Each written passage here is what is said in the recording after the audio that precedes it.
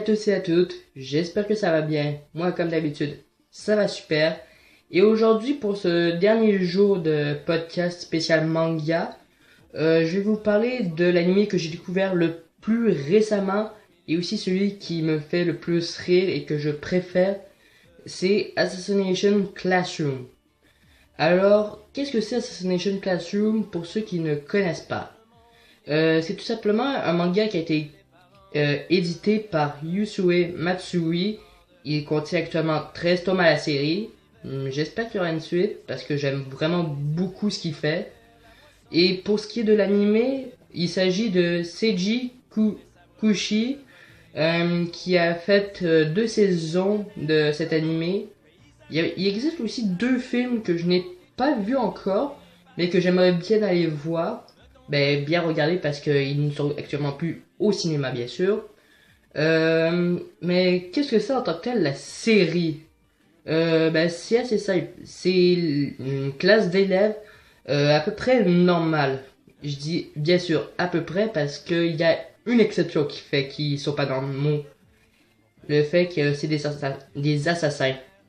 Oui, vous m'avez bien compris, des assassins.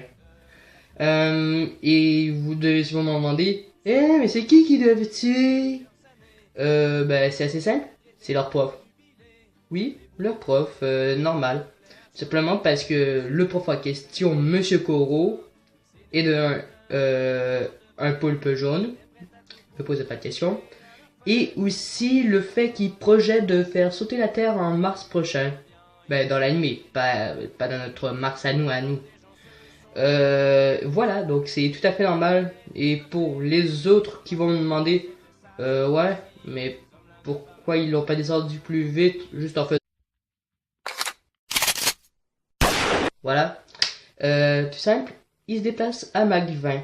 Mach 20, pour ceux qui ne savent pas, c'est 20 fois plus rapide que la vitesse du son lui-même. Donc déjà que le son, ça va très vite. Je vous laisse imaginer ça en 20 fois plus rapide. À vous de calculer la vitesse qui va en km/h. Donc ça doit être assez facile de passer d'un océan à l'autre pour lui. Mais c'est ça, c'est comme au long de l'aventure, on va découvrir plusieurs caractéristiques des personnages qui vont essayer de tuer leur professeur, plusieurs faces cachées de certains, et aussi on va découvrir de nouveaux personnages. Comme moi, mon personnage favori actuellement, c'est Karma Akabane. Tout simplement parce que de un, il est assez comique en tant que tel. Il est badass. Et putain qu'il combat bien ce gars-là. J'ai jamais vu un gars aussi combatif de toute ma vie. Donc ça c'est principalement les caractéristiques qui font que moi, je l'aime vraiment ce gars-là. Donc mais c'est ça, c'est comme à la fin, parce que bien sûr il y a une fin à la série sur l'anime, justement sur le manga ce n'est pas encore fini. Sur l'anime il y a une fin qui justement Monsieur Koro meurt.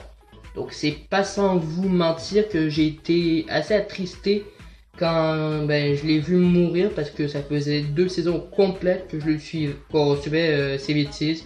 Parce que oui, malgré le fait qu'il projette de faire sauter la Terre, il est assez comique, tant par par son aspect physique de 1 et aussi par sa façon de réagir envers les élèves, parce que malgré le fait que justement il va détruire l'humanité, il considère quand même ses élèves comme des élèves normaux. Donc je vous laisse comprendre le fait que ils doivent être assez sous choc, les élèves. Ah, et aussi petit défaut du prof.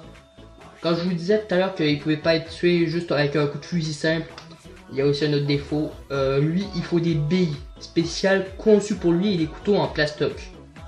Donc ça, j'ai jamais vu un prof avec de si bizarres faiblesses, honnêtement. Donc c'est la fin de cette vidéo. J'espère que vous l'avez apprécié et que vous avez apprécié ce week-end spécial manga. Si vous avez aimé, n'hésitez pas à lâcher un pouce bleu et à vous abonner à la chaîne. Et moi, sur ce, quoi d'autre rajouter à part? Ciao!